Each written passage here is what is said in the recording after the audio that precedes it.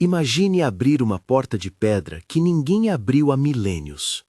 A luz entra tímida, revela poeira suspensa, e no fundo da câmara, sobre uma mesa corroída, repousa um fragmento de tabuleta coberto por cinza, traços de escrita que se recusam a ser lidos, e ao lado um símbolo que não pertence a nenhum rei conhecido. O vento parece sussurrar algo que não conseguimos traduzir. O que aconteceu quando humanos encontraram os Anunnaki há 5.000 anos? A pergunta reverbera por entre ruínas e desertos, por entre camadas de sedimento e silêncio. Ela mistura dois elementos que insistimos em manter separados: mito e evidência, memória e material. Por um lado, existem relatos antigos, histórias de deuses que desceram, de figuras poderosas que detinham saberes incomuns. Por outro, há um registro arqueológico pontual, cheio de lacunas. Cidades abandonadas sem cronista, monumentos sem autor declarado, técnicas antigas que parecem surgir quase de repente. Entre essas duas margens cresce o espaço das hipóteses radicais, e entre elas a hipótese dos Anunnaki, uma leitura contemporânea de mitos mesopotâmicos que os transformam em visitantes de fora, é uma das mais sedutoras para a imaginação. Mas sedução não é evidência. Antes de seguir, é preciso definir o que estamos chamando de lacuna. Não se trata apenas de ignorância passiva. São capítulos da história humana que perderam testemunhas, arquivos que foram queimados, sítios cujas camadas foram erodidas pelo tempo ou soterradas por catástrofes. Em alguns casos, o que falta não é apenas texto, é contexto. Imaginem uma rede de cidades comerciais que em poucas décadas deixa de existir como sistema. As ruínas falam de abandono e de destruição, mas não escrevem a razão em letras claras. É aí que intervém a nossa necessidade humana de preencher o vazio, às vezes com hipóteses que buscam explicar o extraordinário por algo igualmente extraordinário. A lista de lacunas possíveis é longa. Por volta de C. 1200 a.C., no Mediterrâneo Oriental, uma rede de centros urbanos e palácios enterrou-se em crises.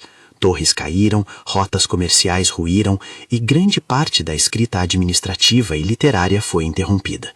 Este episódio é frequentemente chamado de colapso da Idade do Bronze. Arqueólogos encontraram camadas de incêndio, cidades parcialmente abandonadas e sinais de migração e violência. Entre as explicações plausíveis estão invasões.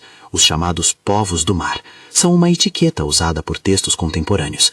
Mudanças climáticas que reduziram colheitas e, talvez, falência de sistemas interdependentes como redes comerciais e administração estatal que, ao entrar em colapso, arrastaram todo o resto consigo. Epidemias e deslocamentos populacionais também aparecem como hipóteses sérias. Em suma, um emaranhado de fatores internos e externos, não uma única causa mágica. Mais ao leste, o Vale do Indo floresceu com cidades como Harappa e Mohenjo-Daro, entre C. 2600 a 1900 a.C. Núcleos urbanos com planejamento, redes de água e uma escrita que até hoje resiste à decifração plena. O silêncio de suas elites em texto compreensível para nós é motivo de frustração intelectual. O que se sabe? Urbanismo complexo, comércio de longa distância, padronização de técnicas. O que falta? Histórias que expliquem o porquê de seu declínio. Hipóteses que variam desde alterações climáticas regionais e a mudança de cursos de rios até pressões intra-regionais e deslocamentos demográficos. Novamente, um vazio que chama por explicação. Ainda mais antigo e que frequentemente é usado como argumento por quem busca provas de intervenções externas, está a Göbekli Tepe, no atual sudeste da Turquia. Um conjunto monumental de pilares esculpidos por povos de caçadores-coletores por volta de C. 9600-8200 a.C. A magnitude da obra e a antiguidade esmagadora desafiam o senso comum. Sociedades pré-agrícolas capazes de erguer estruturas com simbolismo complexo. A arqueologia interpreta isso como indícios de organização social, rituais e capacidades de cooperação que antecederam a agricultura em algumas regiões, sugerindo que a transição para modos de vida mais sedentários pode ter sido mais entrelaçada com práticas sociais do que supunhamos. Isso não precisa de seres de outro mundo para ser notável. Exige treino, organização e vontades humanas, mesmo que hoje nos pareça anacrônico. Mais perto do Ocidente, em eras muito posteriores, emergem outros vazios, sentidos como dramáticos. Cahokia, no atual Vale do Mississippi, um núcleo urbano pré-colombiano que, por volta de c. 1050 a 1350 DC, abrigou dezenas de milhares de pessoas e montou pirâmides de terra com precisão e escala impressionantes. Depois, abandono. Ancestrais puebloans, com sítios como Chaco Canyon e Mesa Verde, criaram redes arquitetônicas e astronômicas complexas, para em seguida enfrentar reorganizações que reduziram concentradamente suas populações em certos locais. O contato pós-1492 resultou em muitas regiões das Américas em um apagamento quase total de saberes locais, por epidemias e violência colonial. Um apagamento que complica qualquer leitura direta do passado. No Pacífico, ilhas como Rapa Nui, Ilha de Páscoa, e estruturas como Nan Madol, bem como o domínio polinésio sobre oceanos distantes, criam outro tipo de quebra na narrativa. Como explicar megalitos isolados e sistemas de transporte e assentamento que desafiam a noção de primitividade tecnológica? Há variáveis locais claras: engenhosidade de arquitetura de pedra, sofisticação náutica polinésia, uso de redes sociais e trocas interilhas, e também fatores de colapso ecológico, conflito e deslocamento. Mesmo assim, o imaginário popular tende a preencher esses vazios com preferências dramáticas. Visitantes de fora vieram ensinar, ou subjugar, ou misturar seu sangue com o nosso. É uma resposta emotiva às perguntas que a arqueologia ainda está montando. Em todos esses exemplos há um ponto comum: registros materiais que falam tanto quanto silenciam. Pilares esculpidos, ruas pavimentadas, esqueletos com traços de dieta e doença, sedimentos que guardam pólen e cinzas. Tudo isso é linguagem que os arqueólogos decodificam cuidadosamente. Mas a decodificação exige camadas múltiplas de evidência. Uma inscrição indecifrável, por si só, não é prova de intervenção externa. Uma sequência de adaptações tecnológicas súbitas pode ser explicada por troca cultural, assim como por inovação endógena. O que chamamos então de lacuna é em muitos casos um convite para múltiplas hipóteses, algumas mais plausíveis que outras. É nesse cenário que a ideia dos Anunnaki reaparece em discussões contemporâneas. Antes de avançar, precisamos dizer claramente de onde vem essa palavra. Anunnaki é um termo que aparece na mitologia suméria e mesopotâmica para designar uma inter-relação de deuses, forças cósmicas vinculadas à criação, à ordem e ao poder político.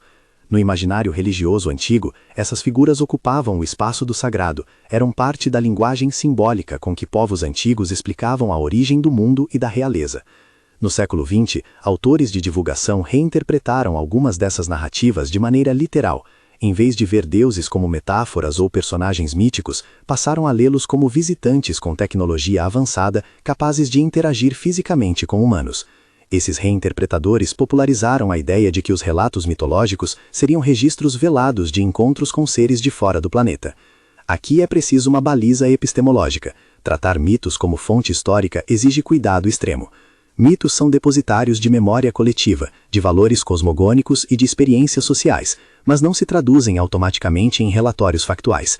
Podem, contudo, guardar ecos de eventos reais, como deslocamentos, encontros culturais ou desastres registrados em linguagem simbólica.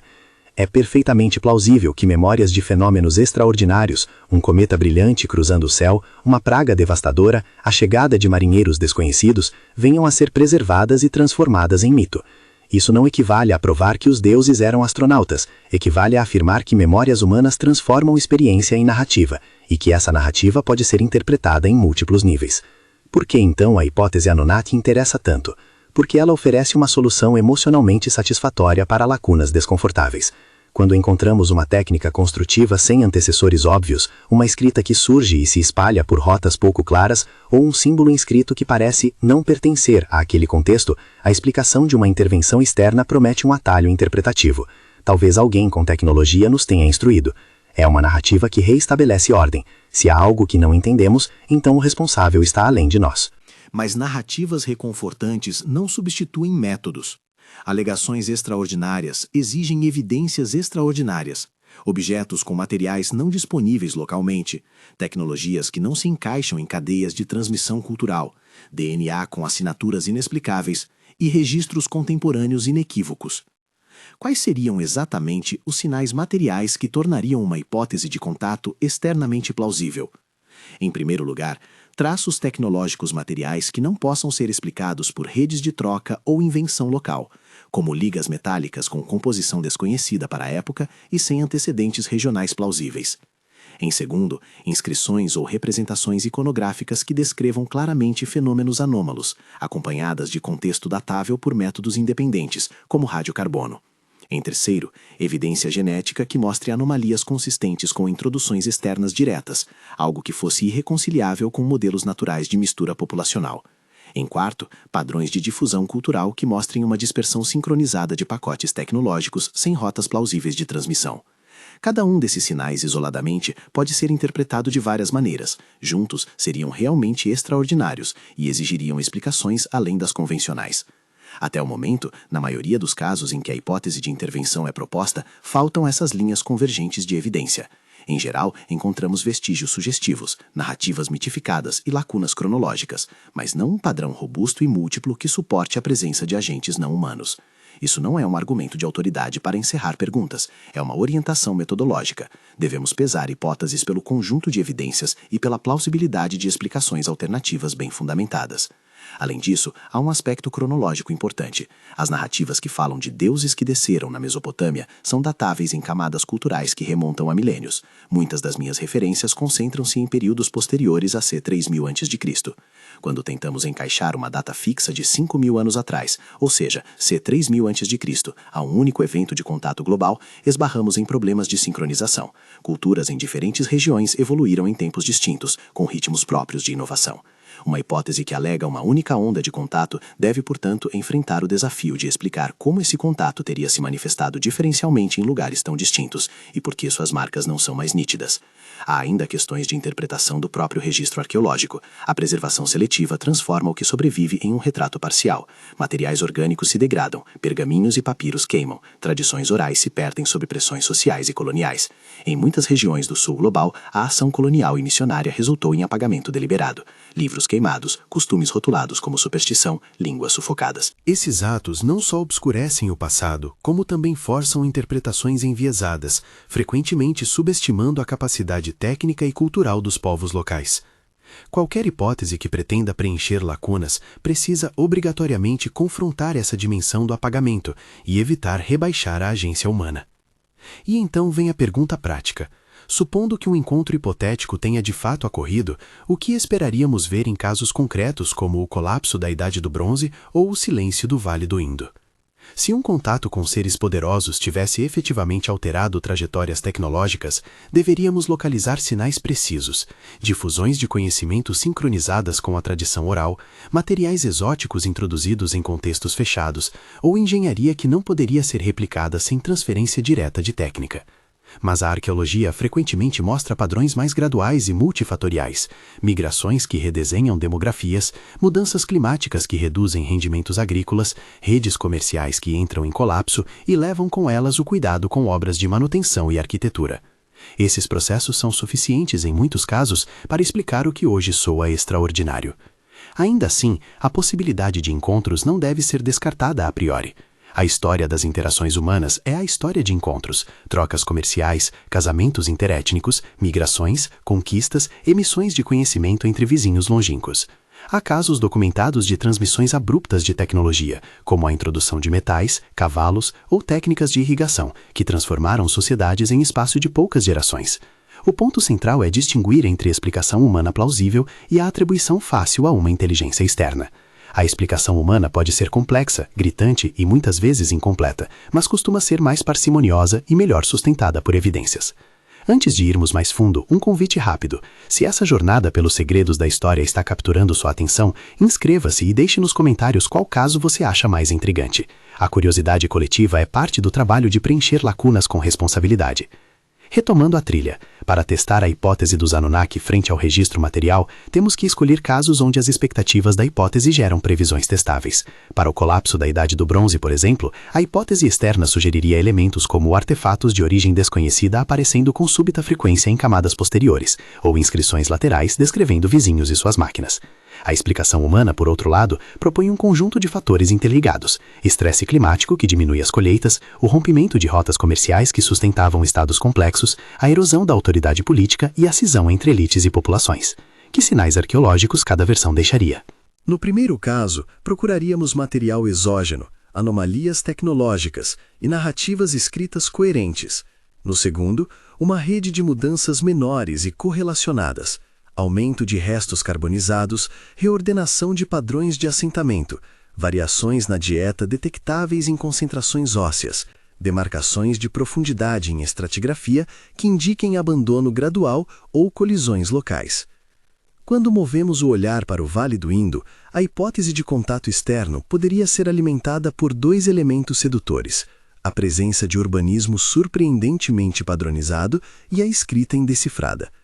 Se um contato externo tivesse introduzido uma técnica urbana, como um sistema de esgoto padronizado, deveríamos encontrar indícios de transmissão material acompanhada de materiais exóticos ou de um padrão replicável na tecnologia de construção local que não tivesse precedente em regiões próximas. Mas o que vemos é um desenvolvimento urbano com características próprias, fruto de redes comerciais e de sistemas sociais complexos, que emergiram a partir de logísticas locais e regionais. A escrita indecifrada é sem dúvida frustrante, mas sua indecifração parcial revela padrões que coincidem com práticas administrativas e mercantis, sugerindo em primeira leitura um uso local e adaptado, e não um registro de contato alienígena. Esses contrastes se repetem em diversos cenários: megalíticos no Pacífico, urbanismos no Mississippian, templos pré-agrícolas em Göbekli Tepe. Em cada caso, há um conjunto de expectativas que a hipótese de contato gera, e outro conjunto que especulações naturais e sociais oferecem. A força da arqueologia está em testar essas expectativas com instrumentos de datação, análise de material, genética populacional e reconstrução paleoclimática. Quando uma hipótese é construída mais sobre narrativa do que sobre varredura de múltiplas linhas de evidência, ela tende a permanecer no campo da especulação persuasiva, mais frágil. É nesse ponto que encerramos esta primeira etapa da jornada, olhando de perto para os paradoxos e preparando o terreno para um exame detalhado dos casos mais emblemáticos, começando pelo colapso da Idade do Bronze. O que os vestígios nos contam, o que falta e como cada explicação se sustenta diante dos dados serão a próxima etapa desta investigação. O exame do colapso da Idade do Bronze abre uma janela crítica para a nossa pergunta. Se algo de fora tivesse realmente intervido, que vestígios materiais ou culturais isso deixaria para trás? Olhemos primeiro para as pedras e as cinzas, para os arquivos queimados e para as cartas partidas entre palácios. No Mediterrâneo Oriental, por volta de 1200 a.C., complexos administrativos perderam continuidade. Camadas de incêndio recobrem salas que pouco antes armazenavam arquivos extensos. Palácios foram abandonados ou saqueados. Rotas comerciais que conectavam Chipre, Anatólia, Levante e Egito sofreram rupturas. O resultado arqueológico é sugestivo. Um padrão de desintegração rápida em cenários que por séculos haviam funcionado como um sistema interdependente, mas sugestivo não é conclusivo. Se aplicarmos a lente da hipótese Anunnaki, lembrando sempre que a palavra é tomada aqui como mito mesopotâmico reinterpretado modernamente, os proponentes preveem naquele cenário sinais claros: objetos de tecnologia incompreensível entrando nos depósitos palacianos sem cadeia de produção conhecida, representações iconográficas de seres ou artefatos estranhos, ou textos contemporâneos descrevendo o contato de forma direta. A arqueologia, no entanto, encontra outra configuração. Mudanças abruptas, sim, mas legíveis como consequências de fatores interligados. Estudos de paleoecologia apontam episódios de seca regionalizados e flutuações de produtividade agrícola que, combinadas com pressões militares, os chamados povos do mar nas fontes egípcias, e com o colapso das rotas de troca, poderiam gerar exatamente o tipo de retração institucional que observamos. Sinais de violência coexistem com sinais de fome e de deslocamento. A evidência, então, aponta para uma confluência de causas, não para um único agente externo. Há ainda a questão da cronologia e da difusão. Se uma influência externa poderosa tivesse ocorrido, digamos, um encontro isolado que transmitiu uma técnica revolucionária, esperaríamos uma dispersão de traços tecnológicos coesa, com uma direção identificável e com materiais exóticos que pudessem ser rastreados. O que vemos é, em muitos casos, reciclagem de técnicas, inovações regionais e adaptação de materiais disponíveis. Ferro, por exemplo, surge em diferentes lugares em tempos distintos e segue fluxos de difusão que se explicam por rotas comerciais e pela experimentação local.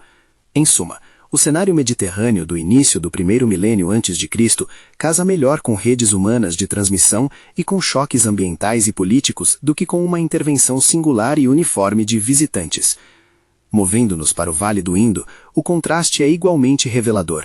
Harappa e Mohenjo-Daro exibem um urbanismo padronizado e impressionante, com ruas alinhadas, sistemas de águas pluviais e uma materialidade que sugere um tecido social capaz de planejar em escala. A escrita indecifrada que resiste até hoje às tentativas de tradução é uma sedução poderosa para quem busca mistérios. O silêncio epigráfico parece pedir um árbitro sobrenatural. Ainda assim, a explicação mais parcimoniosa e, por ora, mais coerente com os dados, recai sobre dinâmicas internas e regionais. Surgimento de elites urbanas, economia de larga escala, trocas de matéria-prima e conhecimento técnico por via comercial. As mudanças ambientais regionais, como alterações no regime dos rios e eventuais secas prolongadas, oferecem mecanismos plausíveis para o declínio urbano depois de séculos de florescimento. Admitir que não entendemos tudo não implica automaticamente que a explicação mais extraordinária seja a correta. Nas Américas, os exemplos de Cahokia e dos ancestrais Puebloans exigem sensibilidade a um problema que é tanto epistêmico quanto ético. Boa parte do registro das sociedades pré-colombianas foi fragmentada pela violência demográfica do contato europeu e por políticas coloniais subsequentes. Cahokia, por volta de c. 1050-1350 d.C., ofereceu patronos de terra, arranjos cerimoniais e empilhamentos de terra que indicam organização complexa, possivelmente hierárquica, e uma economia que sustentava densidades urbanas incomuns no continente. O abandono subsequente está ligado a desajustes ecológicos, conflitos internos e mudanças nas redes de comércio regional. Para quem defende intervenções externas, a pergunta é: por que uma suposta ruptura causada por visitantes deixaria um legado tão local e, ao mesmo tempo, tão integrado com padrões indígenas anteriores? Mais provável é que vantagens tecnológicas e arquitetônicas tenham emergido de processos humanos de aprendizagem coletiva e de inovação incremental. No Pacífico, as ilhas e os moto, que sustentam histórias de megalitismo e navegação, oferecem outro desafio à leitura simplista. Nanmadol, em Pompei, e os moais de Rapa Nui são ícones que alimentam a sensação de impossibilidade tecnológica. Mas quando estudamos engenharia de pedra, transporte insular e organização social, encontramos soluções locais engenhosas, técnicas de alavancas, logística comunitária para deslocar monumentos, conhecimentos náuticos polinésios que permitiram o assentamento de um vasto triângulo oceânico. O que uma hipótese de contato externo precisaria demonstrar ali é material exógeno associado diretamente às estruturas, por exemplo, metais ou ligas não compatíveis com o contexto local, ou registros escritos de procedência externa. Em geral, o registro sugere engenhosidade humana em contextos que testam limites de esforço coletivo e de adaptação ecológica, não necessariamente instrução por fora. Uma camada crítica que atravessa todos esses casos é a do tempo profundo. Eventos climáticos de grande escala podem criar rupturas que apagam narradores inteiros. O episódio conhecido como Younger Dryas, por volta de c. 1290-1160 a.C., causou um resfriamento abrupto em muitas regiões do norte, com impactos globais sobre padrões de vegetação e de caça. Em contextos onde populações eram pequenas e altamente dependentes de nichos ecológicos delicados, uma mudança tão intensa poderia reconfigurar modos de vida e impor perdas massivas de conhecimento. O próprio Göbekli Tepe, com seus pilares monumentalmente esculpidos por sociedades pré-agrícolas por volta de c. 9600-8200 a.C., mostra que a invenção e a monumentalização podem surgir em contextos humanos surpreendentes sem recurso a agentes externos. A resposta humana à catástrofe, incluindo ritualização e reagrupamento social, pode ser interpretada como um motor de inovação, não necessariamente como a assinatura de um ensinamento recebido de fora. Quando cotejamos as expectativas da hipótese Anunnaki com as provas concretas, um padrão metodológico emerge. Há muitas ocorrências de vestígios sugestivos, indecifráveis, abruptos, impressionantes, mas poucas ocorrências da convergência necessária para confirmar uma intervenção externa. A ciência histórica e arqueológica pede evidências convergentes, datações independentes, materiais exóticos ou anômalos com cadeias de custódia plausíveis, representações contemporâneas claras e, quando possível, corroboradas por múltiplas linhas de prova: arqueologia, paleoclimatologia, genética, linguística. A genética fornece de fato ferramentas novas para testar hipóteses de contato. Estudos de paleogenética têm mostrado histórias de migrações, mistura populacional e fluxos demográficos que se estendem por milênios. Quando há um influxo demográfico massivo, espera-se encontrar sinais claros na composição genética das populações subsequentes. O que temos visto em muitos casos clássicos é precisamente o oposto de uma assinatura unívoca de outsider com tecnologia superior. Padrões de mistura que se explicam por fluxos regionais, casamentos entre grupos vizinhos e deslocamentos por motivos econômicos ou militares.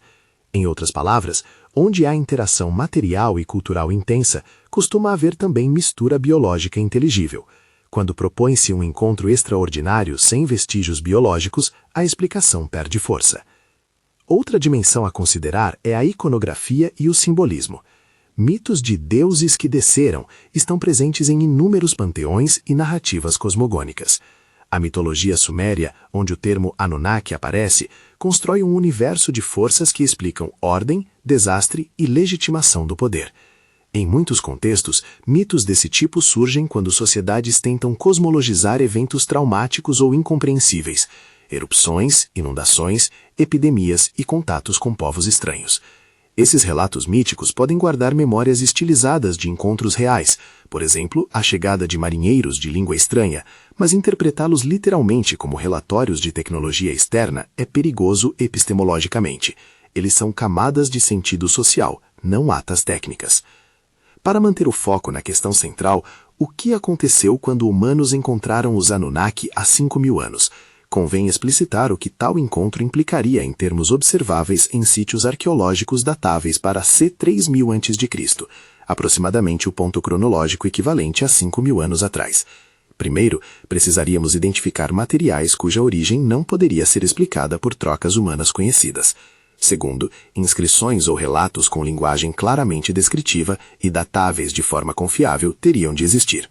Terceiro, padrões de difusão cultural precisariam apontar para uma origem externa, com cronologia coincidente em múltiplas regiões. Em grande parte dos casos que examinamos, Bronze Age Collapse, Vale do Indo, megalíticos do Pacífico, povoados do Mississippian, essas linhas convergentes faltam. O que sobram são pistas fragmentárias, que permitem múltiplas leituras. Nem por isso a investigação termina. Pelo contrário, essas lacunas convidam a um trabalho mais cuidadoso. Pesquisadores contemporâneos têm ampliado as ferramentas disponíveis, datação por radiocarbono refinada, análises isotópicas que podem identificar proveniência de materiais, por exemplo, origem de metais ou pedras, paleogenética que reconstrói fluxos de pessoas e paleoclimatologia que reconstituem os contextos ambientais. Essas metodologias, quando combinadas, fornecem um conjunto robusto para testar hipóteses extraordinárias. A abordagem adequada é a que exige múltiplas linhas de prova antes de aceitar uma explicação extraordinária. Ainda assim, é importante reconhecer a força simbólica e sociológica das hipóteses dos antigos astronautas. Elas respondem não apenas a lacunas cognitivas, mas a necessidades humanas, o desejo de entender o inexplicável, a busca por sentido em dor e colapso e a tentação de externalizar a origem de realizações que parecem transcender a experiência ordinária. Há também uma dimensão política, narrativas que desmerecem a capacidade humana local, sugerindo que monumentos ou conhecimentos só poderiam existir por causa de forasteiros, reproduzem muitas vezes um olhar colonial que subestima a agência indígena. Devemos denunciar esse viés sempre que surgir. A ciência e o bom senso pedem que se priorize explicações que valorizem capacidades humanas antes de recorrer a intervenções externas. Voltando ao nosso roteiro de casos, é útil mergulhar em um exemplo que sintetiza muitos desses pontos, Göbekli Tepe. Em uma colina no sudeste da Turquia, pilares gigantescos esculpidos por sociedades que ainda não praticavam agricultura parecem contradizer modelos lineares de progresso. Por que monumentos complexos erguem-se antes da agricultura? A resposta está menos em uma aula externa do que em reconhecer que a sociabilidade ritual pode preceder e, de fato, provocar mudanças econômicas. Comunidades de caçadores-coletores podem se reunir, construir um centro ritual, requisitar trabalho coletivo e, com isso, criar as condições para transformações no modo de subsistência. É plausível que um grande acontecimento climático ou social tenha catalisado essas reuniões. Novamente, o extraordinário é humano: cooperação, liderança e sacralização do espaço. Não há necessidade de recorrer a visitantes de outro mundo para explicar a capacidade humana de erguer o monumental. Outra linha de análise que merece atenção é a questão das transmissões tecnológicas abruptas. Na história humana, a introdução de metais, cavalos ou novas práticas agrícolas às vezes produz mudanças rápidas, mas o padrão observável nessas mudanças costuma ser explicável por contatos humanos, trocas, migrações, mercadores e, por vezes, conquista. A hipótese de transferência por agentes não humanos precisa explicar por que a rede humana de difusão, tão eficiente em diversos contextos, falharia em produzir o mesmo efeito. Além disso, precisa oferecer materiais de prova que não apenas sejam anômalos, mas que resistam a explicações alternativas com maior parcimônia. As tradições orais e os mitos têm um papel ambivalente nesse debate. Eles são fontes de memória, frequentemente preservando ecos de eventos reais, mas também são moldados por meio de metáforas, interesses de grupos dominantes e processos de recriação narrativa. Quando combinamos relatos míticos com evidências materialmente datáveis, podemos às vezes reconstruir sequências históricas interessantes, por exemplo, memórias de catástrofes que correspondem a camadas geológicas de sedimento, ou a menções literárias de fome que coincidem com sinais paleobotânicos de escassez. Porém, usar o mito como um documento técnico sem triangulação é incorrer em erro metodológico. Mitologia é pista, não sentença. A delicadeza do trabalho arqueológico também impõe responsabilidades éticas ao se tratar de regiões afetadas por colonialismo. Em muitos lugares do sul global, arquivos foram destruídos, tradições reprimidas e narrativas indígenas desacreditadas por uma postura que buscava civilizar ou converter populações. Esse apagamento deliberado torna mais escasso o registro documental e, por consequência, mais tentador preencher as lacunas com hipóteses radicais. Uma abordagem responsável reconhece essas perdas e busca restaurar a agência aos povos locais ao interpretar o passado. Isso implica valorizar a capacidade técnica e organizacional dessas sociedades, em vez de atribuir conquistas a um forasteiro que as teria instruído. Há ainda uma dimensão de plausibilidade física que precisa ser lembrada. Deslocamentos transoceânicos ou introduções abruptas de tecnologia teriam custos logísticos e materiais que raramente escapariam ao registro arqueológico. Navios, rotas marítimas, depósitos de materiais exóticos e, sobretudo, transformações demográficas deixariam suas marcas de maneiras detectáveis. A ausência dessas marcas em padrões globais amplos é um argumento forte a favor da interpretação humana das inovações. Não obstante todas essas objeções metodológicas, a investigação não deve ser dogmática. Se surgir uma evidência que quebrar todas as explicações plausíveis, um conjunto de materiais impossíveis de encaixar em cadeias de difusão humanas, datados com segurança em múltiplas amostras e acompanhados de representações contemporâneas inequívocas, então a ciência terá de revisar suas hipóteses. Esse processo é a própria essência do método científico: hipótese, teste, revisão. A exigência de prova extraordinária não é um preconceito contra a novidade. É uma salvaguarda para que não aceitemos a primeira narrativa que nos parece satisfatória. À medida que encerramos essa travessia por exemplos e argumentos, resta uma pergunta crucial. O que significa, em termos humanos, imaginar o encontro com os Anunnaki? Mesmo como hipótese, essa ideia cumpre uma função cultural. Simboliza o nosso fascínio por origem e por transcendência. Ela interroga o limite entre maravilha e explicação, e nos força a enfrentar as lacunas com honestidade epistemológica. A narrativa dos deuses que desceram é poderosa porque, no fundo, é uma narrativa sobre dependência, autoridade e transformação social. Interpretá-la literalmente ou alegoricamente muda pouco a sua utilidade como espelho. Revela as ansiedades e as expectativas de quem contou essas histórias. A conclusão, portanto, precisa ser contida e generosa ao mesmo tempo. Contida porque o conjunto de evidências até agora não sustenta a afirmação de que houve um encontro global com seres externos há 5.000 anos. Generosa porque é preciso reconhecer que a ausência de prova não implica em prova de ausência, e que algumas lacunas no registro arqueológico são profundas e merecem investigação continuada. Há muito trabalho a ser feito. Prospecção, escavação com técnicas cada vez mais refinadas, análises interdisciplinares que combinem paleoclima, genética, arqueometria e um diálogo constante com as tradições locais. Antes de fechar, vale apontar de forma prática o que seria produtivo a partir daqui. Primeiro, mais datação independente nos contextos problemáticos, com amostras replicadas para reduzir margens de erro. Segundo, análises isotópicas e composicionais de materiais exóticos para apontar cadeias de proveniência com maior certeza. Terceiro, ampliação de projetos de paleogenética em amostras bem contextualizadas para mapear fluxos demográficos com precisão temporal. Quarto, um trabalho mais atento de etnoarqueologia que valorize narrativas e técnicas locais como indicadores de capacidade criativa humana. Essas medidas não eliminam o mistério de imediato, mas constroem uma base sólida para avaliar hipóteses extraordinárias. E, finalmente, a ética da curiosidade. É preciso manter a imaginação viva sem sacrificar o rigor.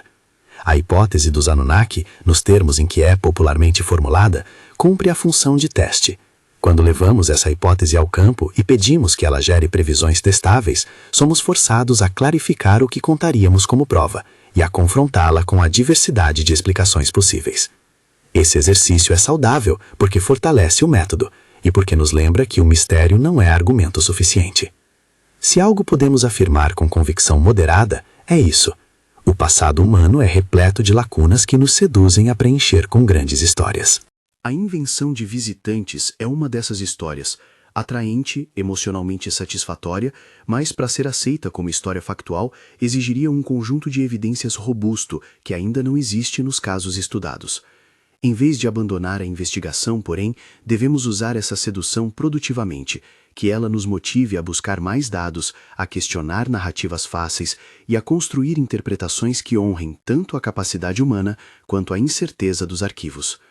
Ao fim desta jornada há uma imagem que retorna, talvez porque seja a mais fiel metáfora do nosso trabalho: ruínas sob o céu estrelado. Cada pedra deslocada, cada pilastra caída, cada cerâmica quebrada é um fragmento de um texto maior, uma narrativa incompleta que pede leitor atento. Podemos escolher interpretá-la como escrita por mãos humanas, moldadas por circunstâncias ambientais, redes comerciais e conflitos, ou podemos ler entre linhas da hipótese fantástica. O equilíbrio está em permitir a maravilha sem abdicar da crítica.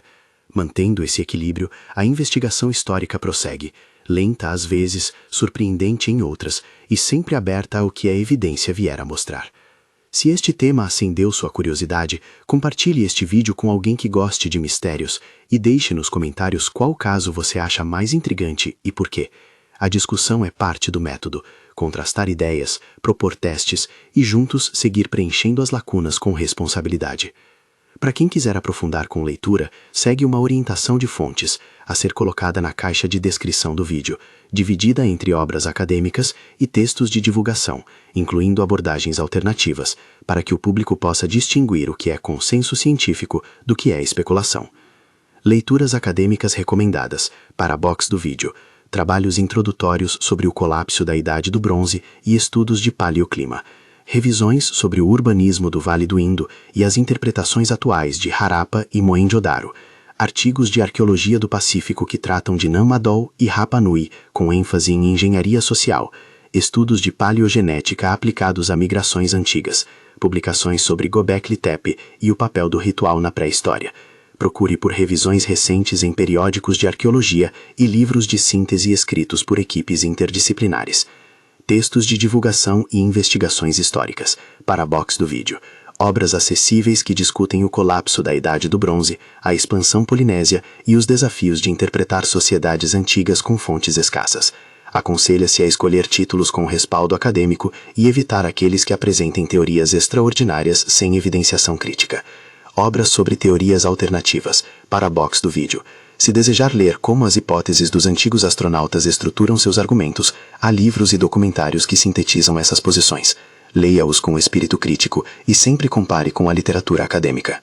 Observe especialmente como essas obras usam mitologia como evidência e como lidam com a exigência de prova extraordinária. E uma última recomendação prática. Ao explorar essas leituras, mantenha um caderno de perguntas. Anote onde a evidência é forte, onde ela é frágil, e quais seriam os testes que tornariam uma hipótese menos especulativa. É esse tipo de pensamento crítico que converte fascínio em conhecimento. A história humana é uma história de encontros, uns entre povos distintos, outros entre culturas, e talvez também encontros com o imprevisto do ambiente e da catástrofe. A pergunta que nos trouxe até aqui, o que aconteceu quando humanos encontraram os Anunnaki há 5.000 anos, funciona melhor quando nos força a distinguir mito de evidência, emoção de método, maravilha de prova. Até novas descobertas, a resposta mais honesta que a arqueologia pode oferecer é: encontramos vestígios que exigem explicações complexas e, na maioria dos casos, essas explicações são humanas. Isso não diminui a nossa admiração pelo passado, pelo contrário, a engrandece, porque reconhece a genialidade e a resiliência de sociedades que criaram mundos inteiros a partir de recursos e imaginação humanos. O mistério permanece, e talvez deva permanecer, porque é o motor que nos leva a cavar, a datar, a comparar e a perguntar. E é nessa tarefa contínua, coletiva e criteriosa que a verdade histórica avança, não como um relampejar de revelação única, mas como uma construção paciente que respeita tanto a maravilha quanto o método científico.